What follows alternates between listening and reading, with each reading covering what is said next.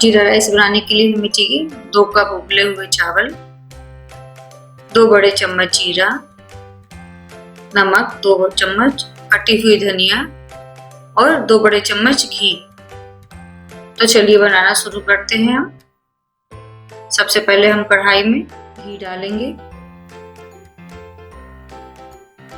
घी को गर्म होने देंगे।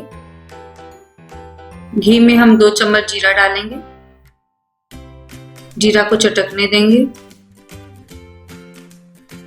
जीरा हमारा चटक गया है। अब हम इसमें उबले हुए चावल डालेंगे, चावल को हम अच्छे से मिलाएंगे।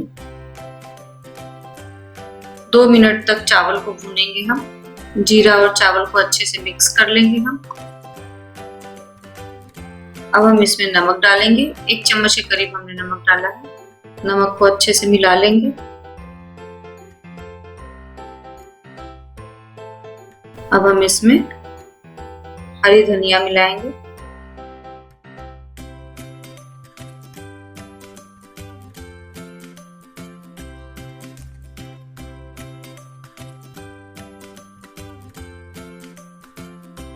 हमारा जीरा राइस खाने के लिए एकदम तैयार है।